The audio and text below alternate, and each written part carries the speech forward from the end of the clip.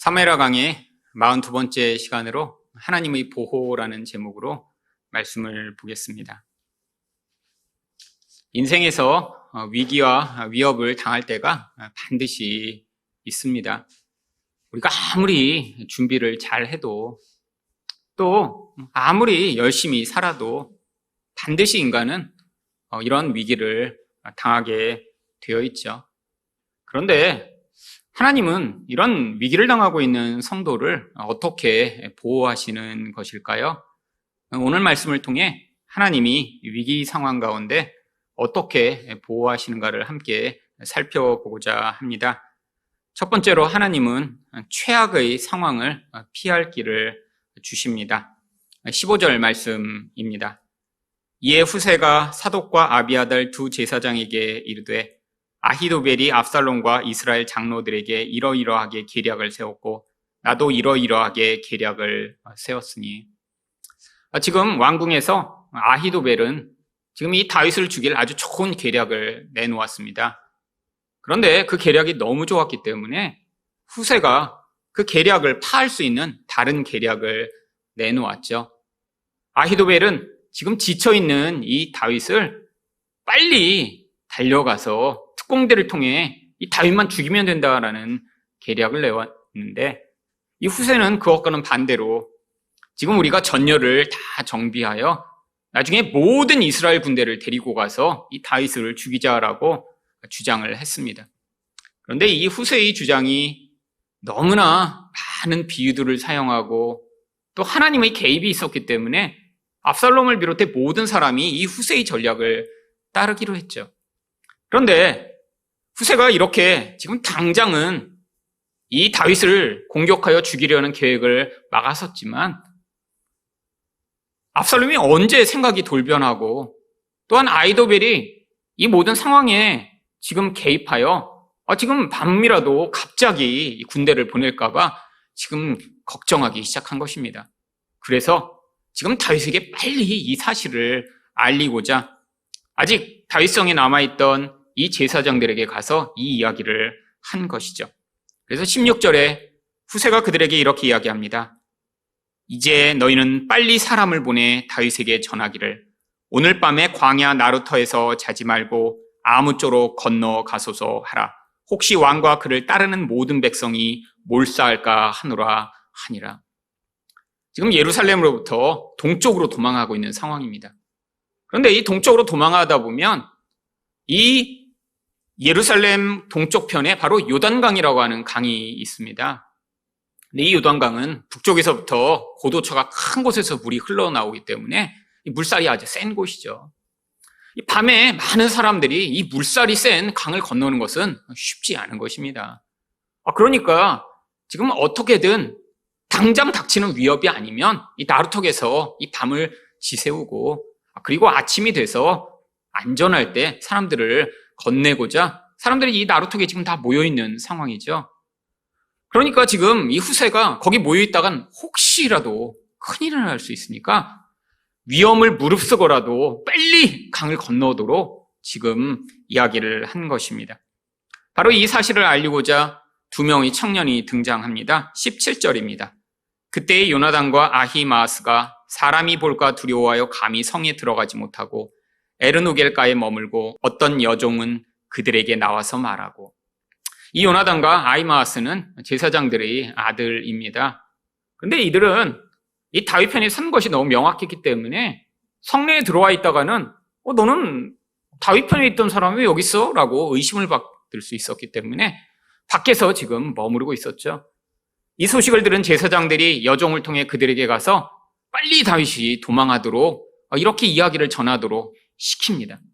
근데 바로 이때 위기가 발생합니다. 18절 상반절입니다. 한 청년이 그들을 보고 압살롬에게 알린지라. 우연히 한 청년이 있었는데 바로 한 여종이 가서 이 두 사람에게 이 모든 사실을 알리는 것을 본 것이죠. 여러분, 이 사실이 지금 발각이 되고 이 두 청년이 잡혀버린다면 이제까지 후세가 내놓은 이 모든 전략은 다 무용지물이 되는 그런 상황입니다. 아마 압살롬은 눈치챘겠죠.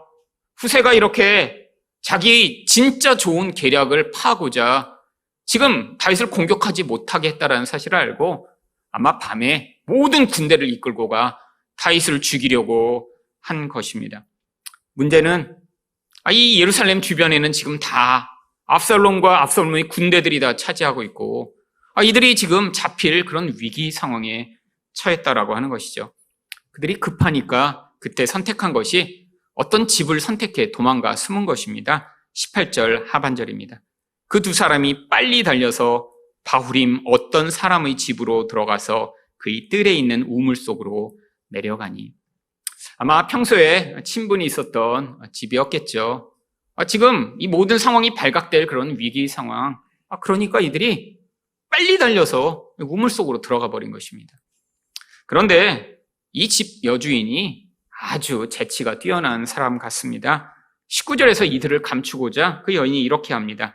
그 집 여인이 덮을 것을 가져다가 우물 악 위에 덮고 찌은 곡식을 그 위에 널매 전혀 알지 못하더라. 여러분, 그냥 집 안에 우물이 있을 정도니까 아마 큰 집이었을 것 같습니다.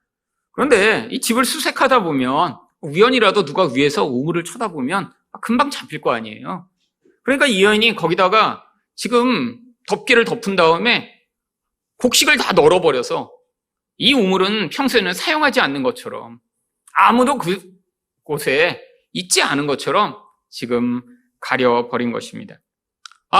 이 모든 상황들을 다 알게 된 적들이 쫓아와 이 여인에게 묻습니다. 20절 상반절입니다. 압살롬의 종들이 그 집에 와서 여인에게 묻되 아히마아스와 요나단이 어디 있느냐 하니 여인이 그들에게 이르되 그들이 시내를 건너가더라 하니. 한 여인의 이런 아주 재치 있는 반응으로 말미암아 결국 이들은 무사히 그 정보를 전달할 수 있었습니다. 22절입니다. 그 결과 다윗이 일어나 모든 백성과 함께 요단을 건널세 새벽까지 한 사람도 요단을 건너지 못한 자가 없었더라. 아주 긴박한 순간이죠.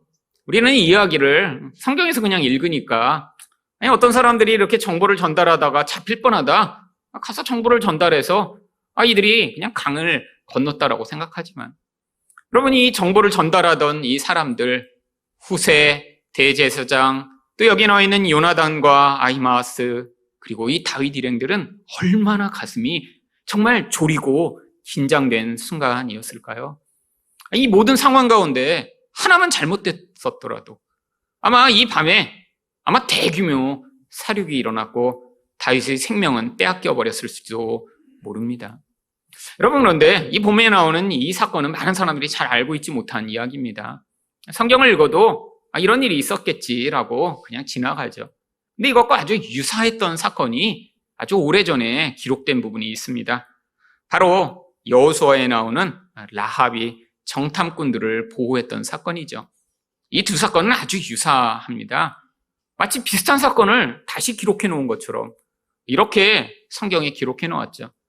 그래서 이 자유주의 학자들은 이것들을 보며 이 성경이 옛날에 있던 일을 다시 영웅담을 만들기 위해 이렇게 또 반복해서 기록한 이런 상상력이 부족한 책이다라고까지 이야기를 합니다. 이런 사람들이야말로 영적 상상력이 없는 이런 무지한 자들이죠. 여러분, 성경이 이렇게 똑같은 사건 같은 경우를 기록한 경우가 아주 많이 있습니다. 아니, 왜 그런 것일까요? 바로 어떤 구원의 모형을 보여주고자 한 것이죠. 여러분, 과거에 있었던 이 라합 사건은 바로 구속사기에 있어서 아주 중요한 이야기를 보여주고 있습니다. 바로 똑같이 전개되죠. 바로 이스라엘 백성들이 이 가나안이라고 하는 곳에 처음으로 이제 정탐꾼을 보내고 그 첫 성인 여리고 성을 점령하려고 할 때의 사건입니다. 바로 이스라엘 백성 가운데 정탐꾼들이 와 그 여리고 성의 주막과 같은 곳에 묵었죠. 마침 그 주막의 여주인이 라합이었던 것입니다. 근데 문제는 이 이스라엘 백성들이 이렇게 지금 가나안으로 오고 있다는 정보를 들은 이 여리고 사람들이 예의주시하고 있다가 낯선 외부인이 이렇게 들어와 이 라합의 집으로 온 것을 발견하고 사람들을 보냅니다. 여호수아 2장 2절입니다. 어떤 사람이 여리고 왕에게 말하여 이르되 보소서, 이 밤에 이스라엘 자손 중의 몇 사람이 이 땅을 정탐하러 이리로 들어왔나이다. 아주 위기의 상황이죠. 여러분, 이 상황 가운데 지금 여리고에 속한 이 라합이 우리 집에 있어요 라고 이야기하는 순간 모든 것이 끝나버립니다. 그런데 그때 무슨 일이 벌어졌나요? 여호수아 2장 5절과 6절입니다. 그 사람들이 어두워 성문을 닫을 때쯤 되어 나갔으니 어디로 갔는지 내가 알지 못하나 급히 따라가라. 그리하면 그들을 따라잡으리라 하였으나 그가 이미 그들을 이끌고 지붕에 올라가서 지붕에 벌려놓은 3대에 숨겼더라. 사실은 도덕적으로 보면 자기 민족을 배반한 이런 매국노 짓을 한 것입니다. 그런데 이 여인이 이렇게까지 매국노 짓을 하며 이들을 왜 숨겨준 것일까요? 바로 이 여인에게는 하나님이 위대하시다라고 하는 믿음이 있었기 때문이죠. 여러분, 이 사건은 단순히 정탐꾼을 살려준 사건에 끝난 것이 아닙니다. 바로 이 정탐꾼으로 왔던 사람과 이 라합이 나중에 결혼을 하죠. 그리고 어떤 일이 일어난 줄 아세요? 그 자손의 자손의 자손이 바로 다윗이 되는 것입니다. 그리고 그 자손의 자손의 자손이 예수 그리스도가 되는 것이죠. 하나님이 지금 우리가 볼 때는 눈에 보이지 않지만 어떤 때는 이런 적들마저도 이렇게 개입하여 자기 민족을 버리고 거짓말을 하면서까지도 자기 체면을 다 버리면서까지도 이런 도움의 수단들을 주게 되는 경우, 하나님이 어떤 정말로 하나님이 계획하고 계신 하나님의 목적에 방해되고 그것들을 문제를 일으킬 만한 상황 가운데 개입하셔서 우리 하나님의 뜻을 이루어가고 계심을 보여주고 있는 것이죠. 여러분, 우리 인생 가운데도 우리가 시험을 당하고 위기를 당할 때가 자주 있습니다. 근데 하나님이 어떤 때는 안 막아주실 때도 있어요. 여러분, 그런데 하나님이 모든 시험과 위기를 다 그냥 우리가 당하도록 다 허용하시나요? 아니요. 성경이 그래서 뭐라고 이야기를 합니까? 고린도전서 10장 13절입니다. 사람이 감당할 시험 밖에는 너희가 당한 것이 없나니 오직 하나님은 미쁘사 너희가 감당하지 못할 시험 당함을 허락하지 아니하시고 시험 당할 즈음에 또한 피할 길을 내사 너희로 능히 감당하게 하시느니라. 여러분, 우리 하나님은 성격이 아주 고약한 그런 신이 아니에요. 우리가 이 땅에서 고통하고 우리가 고난을 당하는 것을 보며 그것들을 즐기는 그런 악취미를 가진 분이 아니십니다. 그런데 어떤 사람들은 그렇게 생각하는 사람이 있어요. 내가 내 인생에서 당하는 이런 어려움을 왜 하나님이 그냥 놔두시지? 그러니까 우리 하나님은 무능한 것 아니야. 여러분, 이게 바로 우리의 왜곡된 생각입니다. 여러분, 이 땅에서 우리가 당하는 시험에는 반드시 목적이 있는 것입니다. 이 목적을 통해 우리가 성장하고 성숙하며 그것을 통해 하나님을 더 경험할 수 있도록. 그런데 때로는 하나님의 이 거룩한 목적에 방해되는 일들이 존재한다면 하나님이 그때 개입해 보시겠죠. 그것을 바로 감당할 수 있는 시험이라고 부르는 것입니다. 여러분, 다윗이 이렇게 지금 피난길에 오르고 자기 아들로 말미암아 죽임을 당할 그 위협 가운데 있는데 하나님이 이 모든 시험을 원래 피하게 하시는 분이라면 더 먼저 개입하셨으면 이런 피난길에 오르지도 않고 고난을 당하지도 않았겠죠. 근데 하나님이 이 모든 상황을 통해 다윗 안에 있던 이 모든 하나님 외에 자신이 왕이 되고 자신만의 그 모든 뜻대로 하고자 하는 그 자아의 모든 것들을 깨트리시며 정말로 마지막 순간까지 그가 사울과 같은 존재로 마무리되지 않도록 개입하시고자 이 모든 상황들을 허용하신 것이죠. 여러분, 우리 인생 가운데도 그럴 때가 있습니다. 내가 볼 때는 너무나 고통스럽고 힘든 일이지만 그 위기가 나를 멸망시키고 파괴할 것처럼 보이지만 오랜 시간이 지난 후에 돌아보면 바로 그 위기와 그 고통을 통해 우리가 성숙해 나갈 수 있었던 것이죠. 여러분, 우리가 잘 모르는 것은 무엇인가요? 정말로 우리 인생을 파괴할 수 있었던 그런 시험과 위기로부터 하나님이 나는 기억하지 못하는데 하나님의 개입으로 말미암아 다양한 은혜와 다양한 도구들을 통해 하나님 것들을 막아주셨으니까 우리가 이 자리까지 이룰 수 있었다라고 하는 것입니다. 여러분, 하나님 은혜가 없었다면 여러분이 이 자리에서 지금 이렇게 하나님 말씀을 듣고 사모하며 이 자리에 계실 수 있었을까요? 여러분, 세상을 한번 보세요. 많은 사람들이 신을 추구합니다. 아니, 어려서 교회 다녔다는 사람들 굉장히 많아요. 그런데 그들의 인생 가운데, 어떤 사람의 인생 가운데는 하나님이 그냥 하나님을 멀리 떠나, 아니, 하나님을 반대하며 살아가는데도 그들을 부르시지 않고 있는데, 여러분, 우리 인생 가운데 우리가 하나님을 찾게 되고, 아니, 그 모든 어려운 환경 가운데도 우리가 망하고 무너지지 아니하고, 아니, 하나님을 향해 삿대질하지 아니하며 하나님을 찾을 수 있는 이 자리까지 이르게 된 이 모든 여정, 아니, 더 나아가서 우리가 고통과 위기라고 생각했던 것이 결국 우리 안에서 유익이 되고, 내 안에서 잘못된 나의 의존을 깨트리며 하나님을 찾게 만났던 그 순간들이 우리 인생에 반드시 존재하는 것입니다. 여러분, 어떤 사람, 어떤 기회, 이 모든 것 가운데 하나님이, 우리를 향한 하나님의 계획과 뜻이 있습니다. 눈을 크게 열고 바라보지 못하면, 그것들은 우연히 벌어진 것이며 그냥 일어난 일이겠지만, 여러분, 영적 눈을 떠서 하나님이 우리 인생 가운데 감당할 시험을 당하게 하시며 우리를 더 궁극적이고 하나님 나라의 목적을 위한 계획 가운데 이끌어 가신다라는 믿음으로 여러분, 이 모든 시험을 이기시는 여러분 되시기를 축원드립니다. 두 번째, 위기 순간에 하나님은 어떻게 보호하시나요? 인간적 지혜를 파하십니다. 23절 말씀입니다. 아히도벨이 자기 계략이 시행되지 못함을 보고 나귀의 안장을 지우고 일어나 고향으로 돌아가 자기 집에 이르러 집을 정리하고 스스로 목매어 죽음에 그의 조상의 묘에 장사되니라. 여러분, 이 아히도벨은 왜 이렇게 자살해버리고 끝난 것일까요? 아직 전쟁이 벌어지지도 않았는데 그냥 자기가 제시한 그런 의견이 채택되지 않았다고 이렇게 그냥 죽어버릴 수 있는 것일까요? 그럼 이 아히도벨은 아마 성경이 묘사하기에 솔로몬 다음가는 그런 아주 탁월한 지혜를 가진 사람인 것 같습니다. 성경이 이 아히도벨에 대해서 뭐라고 얘기했나요? 사무엘하 16장 23절을 보시면, 그때 아히도벨이 베푸른 계략은 사람이 하나님께 물어서 받은 말씀과 같은 것이라 아히도벨의 모든 계략은 다윗에게나 압살롬에게나 그와 같이 여겨졌더라.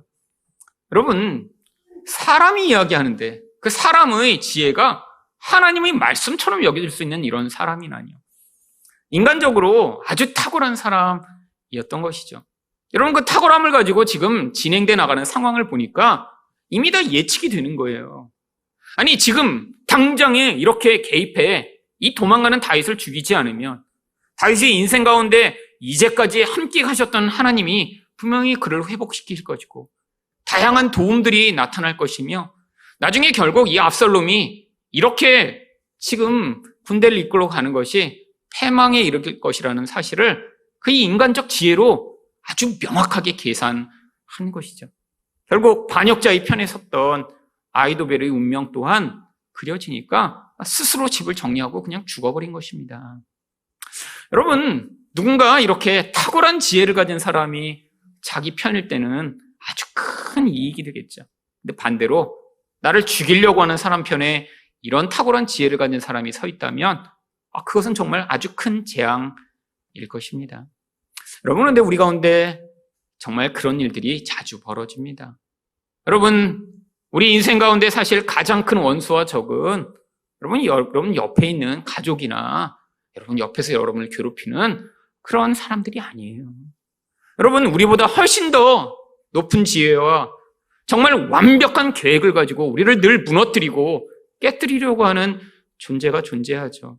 어쩌면 이 아히도벨보다 훨씬 더 강력한 계략을 가지고 우리 인생 가운데 찾아와 끊임없이 우리를 유혹하며 무너뜨리려는 이 마귀의 세력, 그리고 그런 지혜들을 받은 이 세상의 강력한 사람들이요.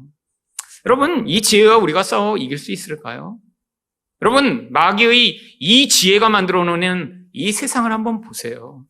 여러분, 얼마나 탁월하고 얼마나 멋져 보이나요? 여러분, 세상에서 지금 이 마귀가 사람들을 사로잡기 위해 만들어내는 이 모든 도구들이요, 여러분, 한번 이 세상의 맛, 세상의 영향력에 빠지면 그래서 그 영향력으로부터 벗어나지 못하고 살아가게 만드는 이 모든 영향력이요. 여러분, 이 시대에 점점 그 영향력은 사람들의 영혼을 사로잡고 파괴해 나가는 방식으로 발전하고 있습니다. 수천 년간 이렇게까지 사람들의 영혼을 그 강력한 힘과 지혜로 지배한 적이 없었던 것 같아요. 바로 여러분들이 늘 접하는 이 스마트폰, 이 TV, 인터넷. 여러분, 이 도구가 사람들의 영혼을 사로잡아 아이로부터 어른까지 하루 종일 나를 즐겁게 하고 세상의 영향을 받으며 나를 불만족하게 생각하며 불행과 불만족으로 살아가게 만드는 도구가 되어버렸죠. 아니, 이렇게까지 악이 횡행하고 이렇게까지 사람들의 영혼이 무엇인가 집중하며 살아가던 때가 있었나요? 여러분, 옛날에는 어떤 종류의 영향력을 받으려면 정말로 아주 소수의 사람만 그 영향력에 노출될 수 있었습니다. 여러분, 옛날에도 그렇게 무엇인가 우리를 휩쓸어가던 영향력이 있었죠. 사실 이 지난 2000년간 인류 역사 가운데 가장 큰 영향력을 미쳤던 사람 중에 한 명이 칼 막스입니다. 여러분, 칼 막스가 사람들의 인생을 어떻게 바꿨나요? 바로 이 자본론이라고 하는 책과 공산당 선언이라고 하는 선언물을 통해 이 인류 역사에 엄청난 파급을 미쳤죠. 여러분, 그래서 사실 지난 150년간의 이 인간의 역사는 이 칼 막스가 뿌려놓은 그 모든 악이 미쳤던 영향력으로 말미암아 수없는 전쟁, 수없는 사륙, 수없는 고통들이 만들어낸 역사입니다. 여러분, 러시아 같은 경우에는 이 칼 막스의 영향력을 받은 레닌과 같은 사람이 5,000명이 넘는 사람들을 학살해버렸어요. 여러분, 우리는 홀로코스트에서 유대인들이 몇백만 명이 죽었다고 이 나치 독일 정말 무시무시하고 악하다라고 하지만 여러분, 그 10배에 해당하는 인원을 레닌이 죽였습니다. 자기 공산당의 그 영향력을 확산하기 위해.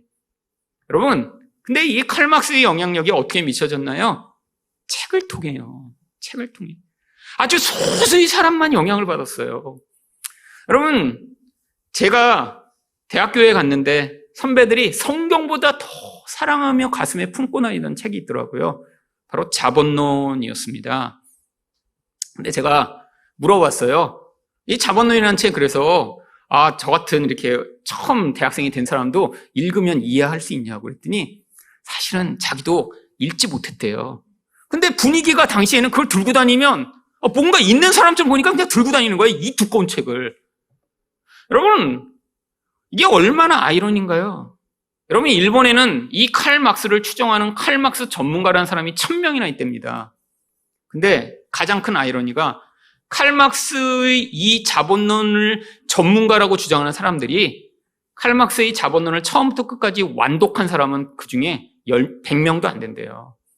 너무 난해하고 어려워서 그냥 중간에 핵심 부분만 빼서 읽는다는 거예요. 여러분, 그러니까 소수의 사람이 영향을 받고 그 영향력으로 또 나에게, 다른 사람에게 영향을 미치는 거죠. 여러분, 악이 퍼뜨려질래도 그래서 선택받은 사람들에게만 그 영향력이 미쳤습니다. 여러분, 근데 이 시대는 어떤가요? 똑똑한 사람이나 어리석은 사람이나 부자나 가난한 사람이나 다 똑같은 것을 보며 계속 영향을 받아요. 이 세상에서 더 화려하고 더 재미있고 더 나를 즐겁게 하고 나를 더 강하게 만들 무엇인가 영향을 받고 있죠. 여러분, 지난 150년간 영향을 미쳐 이 역사를 이렇게 고통하게 만들었던 이 공산주의 영향력보다 지금 이 전 세계를 휩쓸며 물질주의와 쾌락주의와 비교의식과 경쟁과 이런 모든 세상의 영향력을 사로잡는 영향력이 훨씬 더 강력하고 훨씬 더 큰 거예요. 여러분, 그 결과가 뭔 줄 아세요?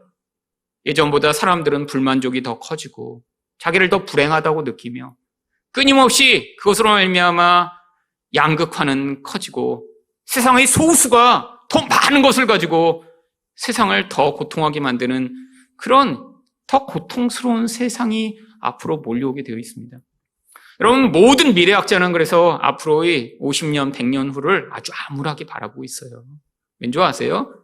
아주 똑똑한 소수가 전 세계의 모든 생산수단과 모든 가치를 다 독점하고 대부분의 사람들은 로봇에게 대체돼 아무것도 스스로 능력을 갖지 못하고 살아야 되는 그런 시대가 온다라고 예측하고 있죠.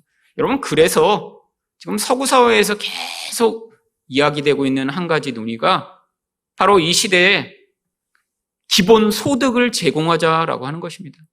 대부분의 사람들은 다 몰락해요.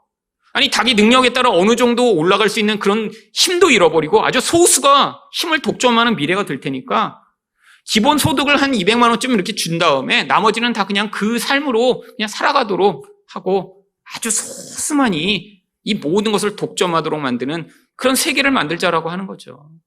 여러분, 정말 그런 세대가 올 것입니다. 그럼 어떤 세대요? 마귀가 만들어내는 세대요. 여러분, 공산주의가 결국 그렇게 애쓰고 노력했지만 실패했는데 지금은 스마트폰과 인터넷을 통해 사람들이 이런 자극적 쾌락과 그런 세상의 물질주의에 사로잡히도록 만든 뒤에 영혼을 잃어버린 그 영혼들을 이 세상이 이런 마귀적 영향력과 지혜로 지배해 나가려고 하는 그런 세대가 오고 있습니다. 여러분, 이게 바로 세상을 파괴하는 엄청난 지혜죠. 여러분, 그런데 하나님은 도대체 뭘 하시나요? 하나님은 이런 우리도 다 동경하는, 아니, 여러분도 늘 동경하잖아요. 야, 스티브 잡스 정말 멋진 사람이야. 아니, 내가 정말 이 구글과 같은 이런 그런 걸 만들 수 있는 탁월한 지혜를 가지면 얼마나 좋을까? 아니, 그런 힘과 영향력을 가지면 얼마나 좋을까? 그런 것들이 세상을 지배하며 사람들을 영향 미치는 그 영향력 가운데 우리는 다 그냥 소비자가 될 수밖에 없는 이 나약한 현실. 근데 하나님이 도대체 뭘 하고 계시나요? 여러분, 하나님은 지금도 일하고 계십니다. 어떤 일을 하고 계신가요?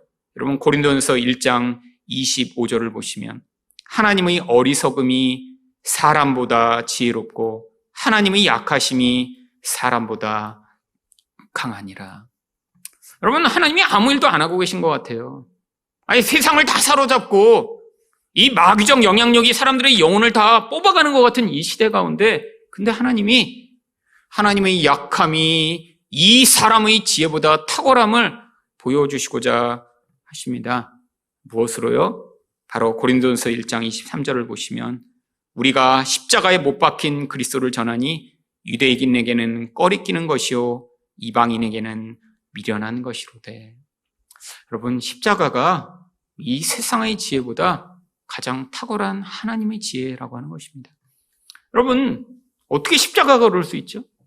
여러분, 당시에 십자가는 가장 혐오스러운 그런 사형수단이었어요. 여러분, 그래서 로마인들은 자기 나라 사람들은 십자가에 매달지도 않았습니다. 그냥 칼로 잘라 죽여버렸죠. 근데 십자가는 나라에 반역하고 이방의 그런 가장 처참한 그런 흉악범들에게만 행사하던 사형의 도구였는데, 아니, 어떻게 십자가가 하나님의 지혜를 보여줄 수 있죠? 여러분, 하나님이 일부러 그 십자가를 선택하신 거예요. 도대체 구원의 수단이 될 수 없어 보이는 그 가장 무력한 수단이 어떻게 그 가장 무력한 것들을 의존하는 자를 통해 어떻게 이 인간을 구원하는 하나님의 능력이 되시는지를 보여주시고자 일부러 십자가를 선택하신 거예요. 여러분, 세상을 빌 게이츠가 구원할 수 있나요? 여러분, 빌 게이츠 엄청 좋은 일 많이 하더라고요. 자기가 가진 재산을 많이 사용해서 이 전염병을 없애고자 여러분 엄청나게 기부를 합니다. 여러분, 근데 그 빌 게이츠가 이 세상을 구할 수 있나요? 아니에요. 여러분, 이 코로나19로 끝나는 것이 아니라 대부분의 학자들은 코로나 20, 21, 22 앞으로 계속 새로운 변종이 생길 거라고 예측합니다. 하나의 백신을 만들어내면 또 다른 게 생기겠죠. 여러분, 이 인간의 지혜는 한계가 있어요. 아무리 똑똑한 사람들이 세상을 운영하는 것 같아도, 이런 세상의 전염병 하나로 모든 세계가 문이 닫히고 이런 세상이 올지 누가 예측할 수 있나요? 여러분, 근데 하나님이 지금도 똑같은 방식으로 하신다는 거예요. 어떤 방식이요? 우리는 우리를 더 강한 자가 되게 만들고 더 똑똑한 자가 되게 만들어. 그래서 무엇인가 하나님의 영향력을 미치고 뭔가 멋진 일을 하기를 하나님도 원하실 거라고 우리가 착각해요. 여러분, 제가 평생 착각했던 것입니다. 여러분, 더 좋은 학교에 가고 더 공부를 많이 하고 더 똑똑해지고 내가 더 잘난 인간이 되면 그러면 하나님이 나를 사용하시겠지. 아니에요. 하나님이 어떻게 이야기하시나요? 고린도전서 1장 27절과 28절입니다. 그러나 하나님께서 세상의 미련한 것들을 택하사 지혜 있는 자들을 부끄럽게 하려 하시고 세상의 약한 것들을 택하사 강한 것들을 부끄럽게 하려 하시며 하나님께서 세상의 천한 것들과 멸시받는 것들과 없는 것들을 택하사 있는 것들을 패하려 하시나니.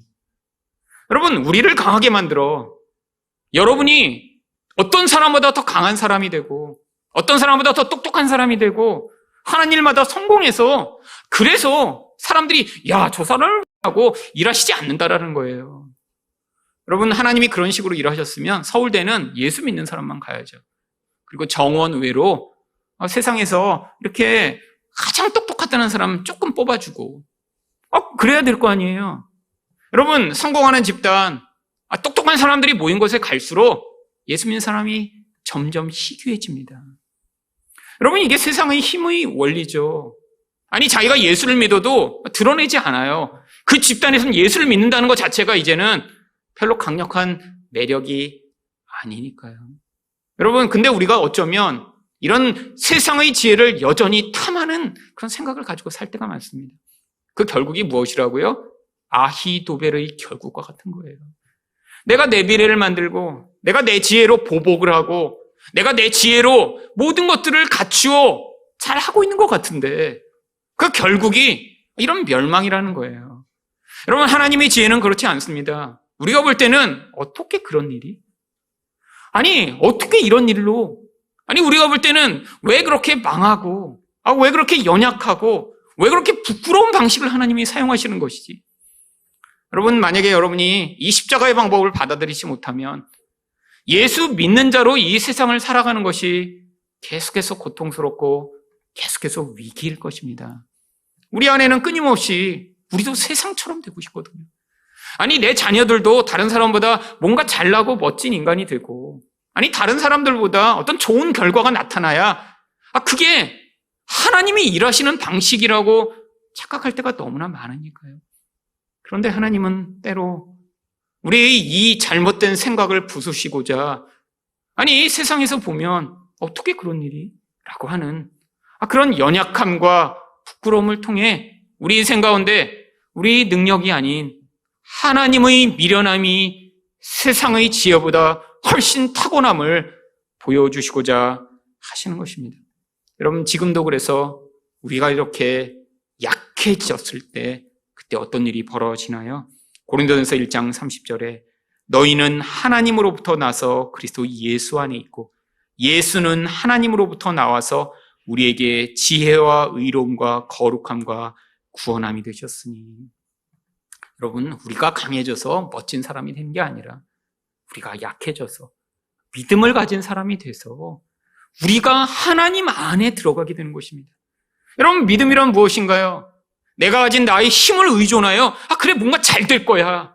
이렇게 했더니 완벽한 계획이라고 내 인생을 만들어내며 내 영혼의 주인이 되는 게 아닙니다. 여러분, 내가 가장 그런 약해진 자리에 갔을 때 정말 내 인생의 근원이 하나님밖에 안 계시며 내가 예수를 믿지 않으면 안 된다라는 그 절실한 자리에서 하나님이 우리 무엇이 되어주세요? 인간의 지혜보다 탁월한 우리 지혜가 되어주시고 우리 거룩이 되어주시며 우리 의로움이 되어주셔서 거기에서 진정한 구원과 진정한 능력이 무엇인가를 보여주시고자 하는 것이죠.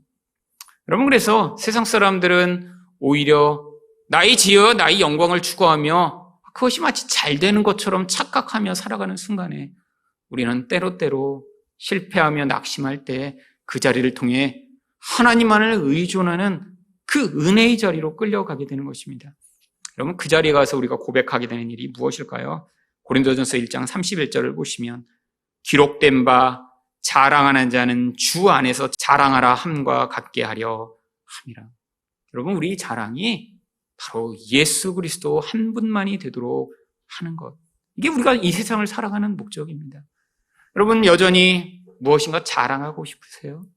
아니면 내가 자랑할 것이 없어서 그래서 다른 사람을 만나면 부끄럽고 그것 때문에 위축되고 계신가요? 여러분, 아직 여러분은 예수 그리스도가 여러분의 지혜며 예수 그리스도가 나의 유일한 자랑이며 힘이라는 생각을 하지 못하고 이 좋아 보이는 빛 좋은 개살구인 이 세상의 지혜와 세상의 힘을 아직도 동경하는 그런 사람인 것이죠. 여러분, 사람이 자랑하고 싶어하는 것, 아니 자기가 드러내고 싶어하는 것 반드시 그의 인생을 통해 토해져 나오게 되어 있습니다. 여러분이 아무리 큰 자랑도 결국 이 모든 여정을 마칠 때면 하나님 앞에서 아무것도 아니라는 사실을 고백하게 되는데, 바로 지금 하나님, 내 인생의 이런 다른 자랑, 이런 거 자랑하지 않고 오직 하나님만을 자랑하는 자 되게 하여 주시옵소서라고 간구하는 여러분 되시기를 축원드립니다. 마지막으로 위기 순간에 하나님은 어떻게 보호하시나요? 원수의 목전에서 상을 베풀어 주십니다. 24절 하반절입니다. 압살롬은 모든 이스라엘 사람과 함께 요단을 건너니라. 시간이 좀 흐른 것이죠. 이제 압살롬이 이 후세의 그런 제안대로 모든 이스라엘 군대를 다 모아 지금 이 요단강을 건너왔습니다. 그러면 얼마나 큰 위기 순간인가요? 지금 이 다윗은 지금 변변치 않은 군대를 가지고 있어요. 그러면 이스라엘 전체가 자기를 죽이려고 하는 이런 위기 순간. 근데 다윗은 그때 어디로 도망가냐면 27절 상반절을 보시면 다윗이 마하나임에 이르렀을 때 아주 작은 그런 성에 지금 들어갑니다. 이 마하나임이라고 하는 성은 레위인의 성읍이에요.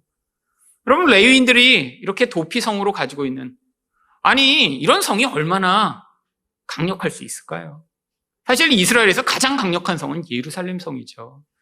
높은 산지 꼭대기에 함부로 접근할 수 없는 그런 요새가 바로 예루살렘 성인데, 그걸 버리고 동네에 있는 조그만 성에 들어간 것입니다.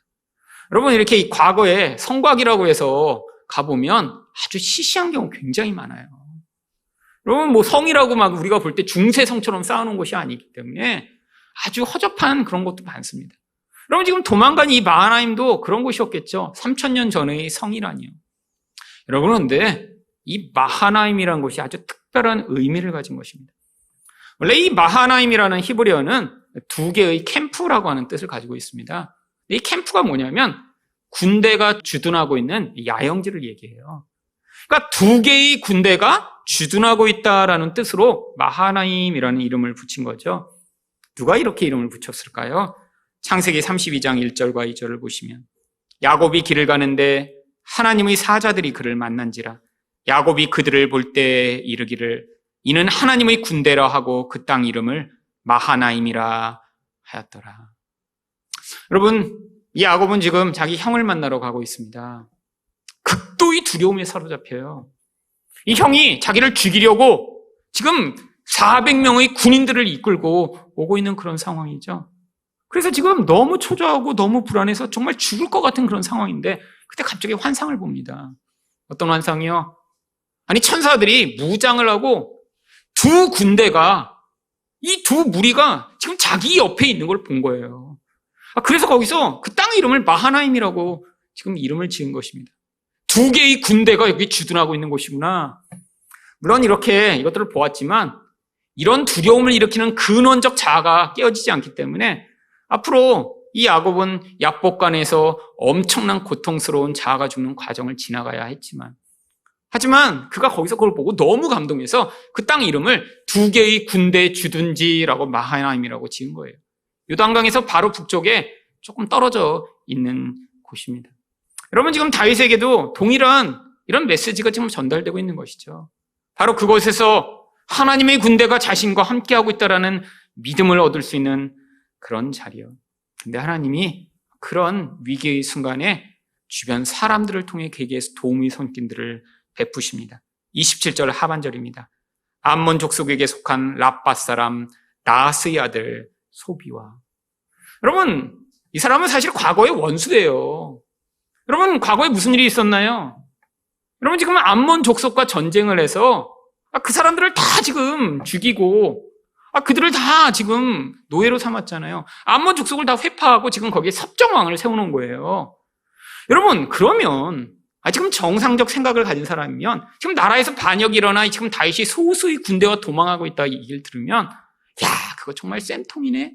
그리고 압살롬한테 오히려 사신을 보내서 내가 당신 편에 설게요. 이 기회를 통해 이 과거에 우리가 받았던 모욕을 다 갚고 싶습니다라고 할 만한데, 아니 이 원수되었던 사람이 지금 돕기 위해 찾아옵니다.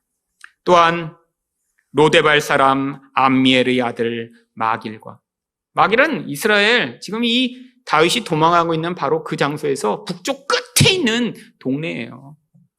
거기서 사실 이 다윗과 별로 관계없이 살 수 있는데 거기서부터 지금 도움을 보내요. 또한 로글림 길르앗 사람 바르실레가, 이 바르실레는 또 이 동쪽 북쪽 끝에 있는 사람들입니다. 사실 이 마야나임으로부터 가장 멀리 있는 곳들에 있는 사람들이 지금 이 다윗을 돕기 위해 오죠. 그들이 28절과 29절 상반절에서 어떤 도움을 주나요? 침상과 대여와 질그릇과 밀과 보리와 밀가루와 볶은 곡식과 콩과 팥과 볶은 녹두와 꿀과 버터와 양과 치즈를 가져다가 다윗과 그와 함께한 백성에게 먹게 하였으니. 여러분, 다양한 것들을 가지고 옵니다. 단순히 먹을 것만 가져온 게 아니라요, 그릇도 가지고 오고 침대도 가지고 오고, 이들의 모든 필요를 채우고자 멀리서부터 그들이 가지고 있는 모든 것들을 끌어 모아 지금 이들을 공개하고 있는 것이죠. 여러분, 그런데 이들이 이렇게 하는 이유를 29절 하반절에 이렇게 이야기합니다. 이는 그들 생각에 백성이 들에서 시장하고 고나고 목마르겠다 함이더라.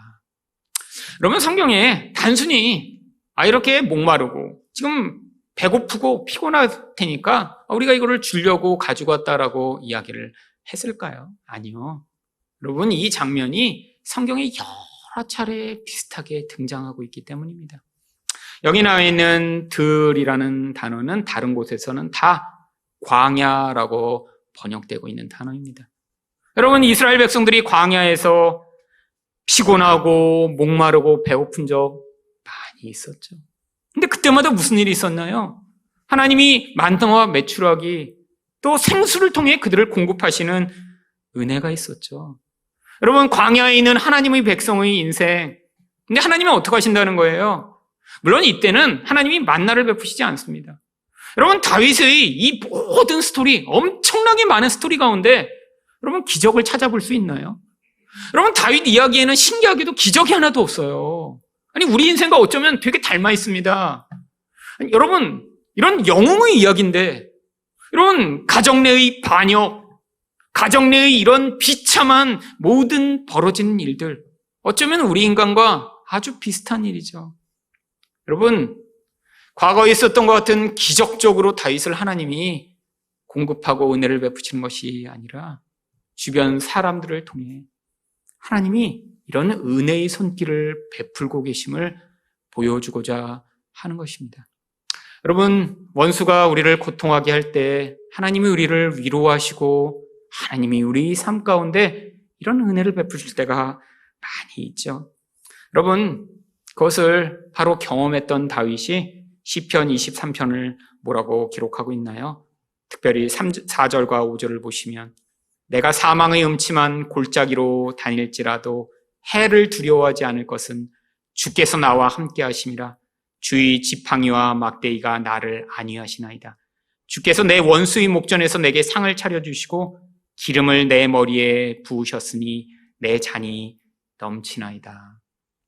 여러분이 이 시편 23편을 어떤 분들이 사랑하나요? 여러분, 이런 사망의 음침한 골짜기, 이 골짜기를 다녀본 분들이 바로 그때 받았던 그 위로와 은혜를 통해 이 시편을 더 사랑하게 됩니다. 물론 목가적인 이미지 때문에, 여호와는 나의 목자시니 하는 그런 좋은 이미지 때문에 이걸 좋아하는 분도 있죠.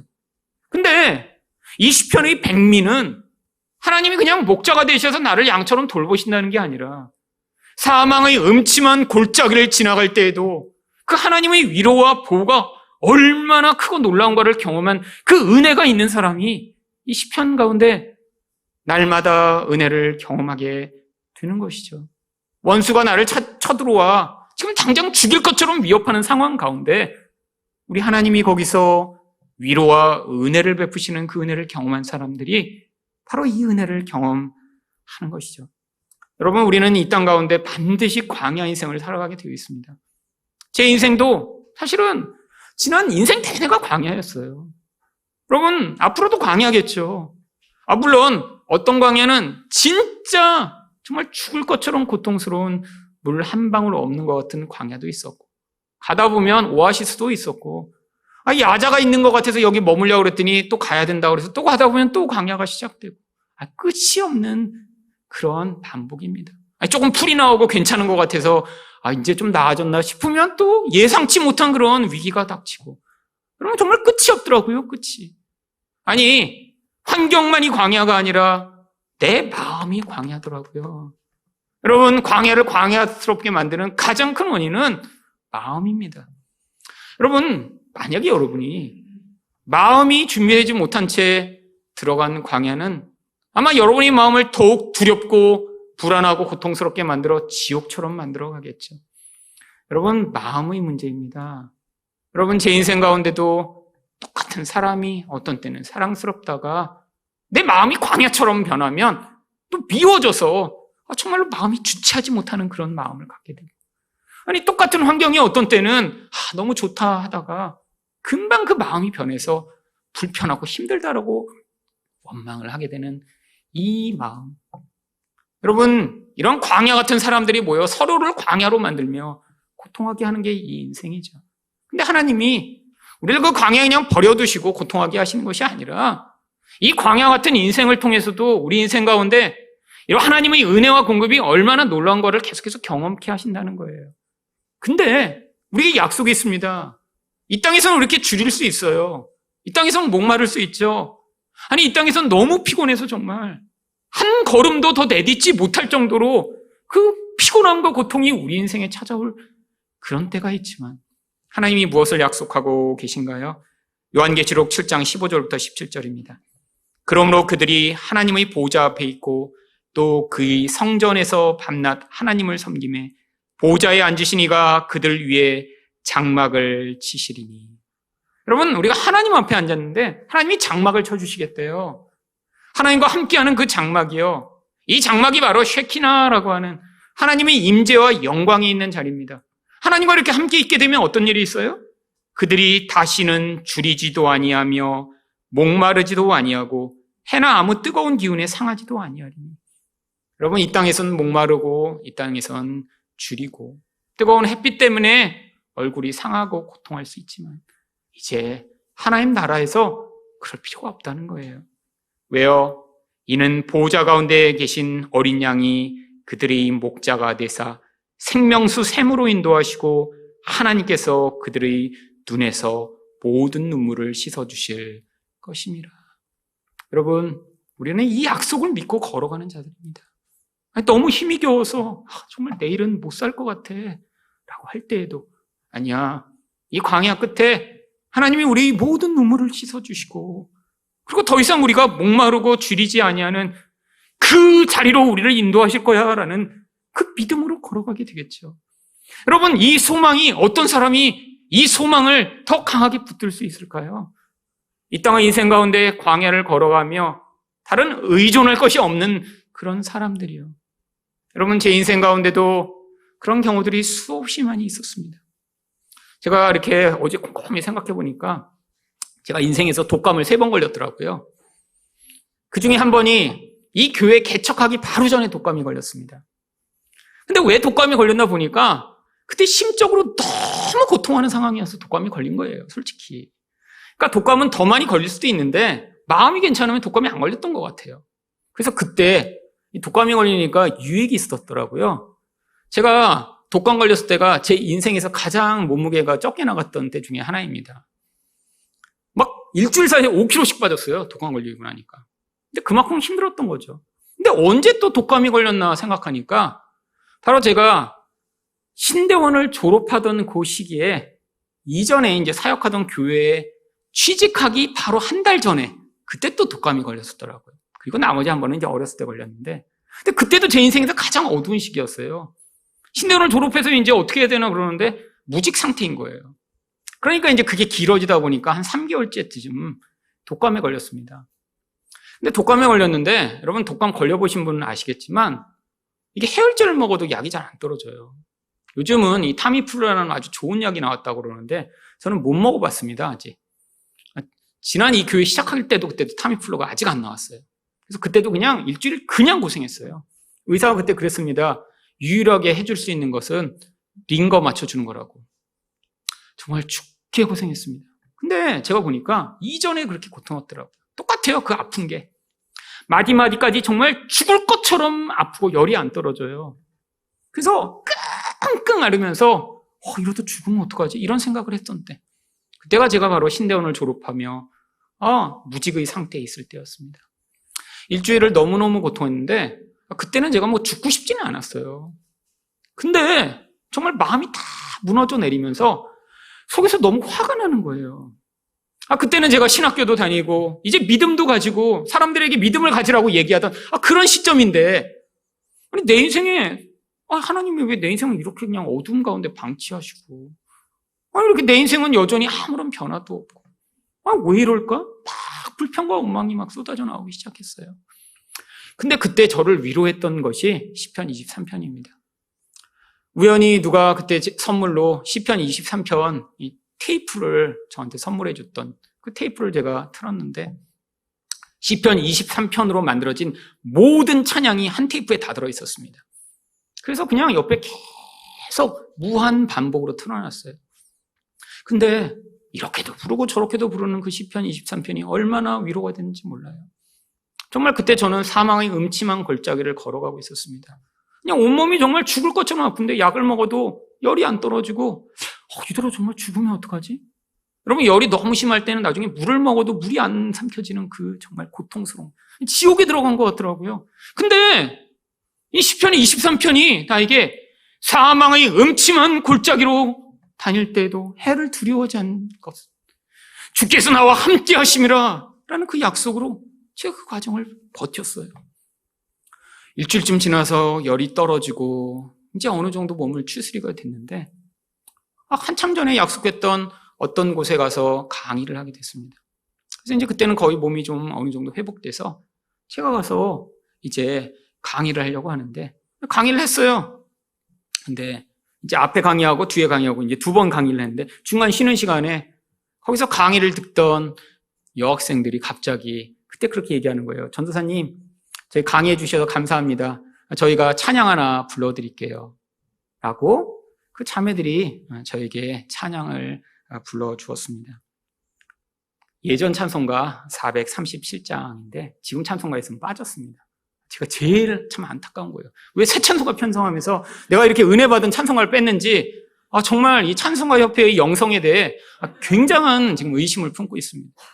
하지만 이 찬양을 그때 근데 문제는 찬송가에 그때 들어있었는데 제가 그 찬송을 그때 처음 들었어요. 정말 제 평생 아무도 안 불렀나 봐요. 이 찬양으로. 근데 제가 그 찬양을 듣고 너무너무 은혜를 받아서 정말 통곡을 하고 울었어요. 이렇게 사람들 많이 있는데 정말 엉엉 울었어요. 무슨 찬양이었냐면 주 나의 목자 되시니 부족함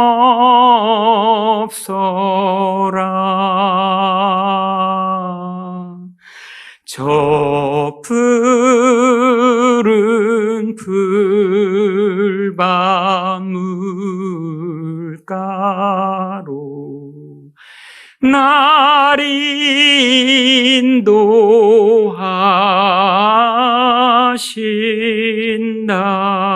인도하신다 내 원수 보는 앞에서 주 베푸신 잔치 내 머리에 분기를 넘치는 나의 잔 제가 사람들 앞에서 헝헝 울었더니 사람들이 민망한지 나중엔 다른 찬양도 또 불러주긴 했습니다. 여러분, 근데 제가 그때 얼마나 큰 위로를 받은지 몰라요. 내가 이렇게 원망하고 불평하고 이렇게 상황이 힘들고 어렵다고 그랬지만 우리 하나님은 사망의 음침한 골짜기 가운데도 나를 버리지 아니하고 함께 하시는 분이시구나. 내가 눈에 안 보이는 그분이 나의 하나님이시며 그분이 내 인생의 주인이시며 목자시구나. 눈에 안 보인다고 내가 두려워하고 내가 불안해하고 내가 그래서 하나님을 원망하지 아니하고 내가 믿음을 가지고야겠구나. 여러분, 인생 내내 이런 어둠의 과정들이 반복됐지만 여러분, 이렇게 하나씩 보이지 않는 하나님을 믿는 믿음을 배워나가며 이 자리까지 이르게 되었습니다. 여러분, 우리 인생 위기가 있고 어려움이 있지만 여러분을 늘 지켜보시며 지금도 여러분을 보호하시고 이끄시는 그 하나님의 신실하심을 믿고 그 인도하심을 따라가시는 여러분 되시기를 예수 그리스도 이름으로 축원드립니다.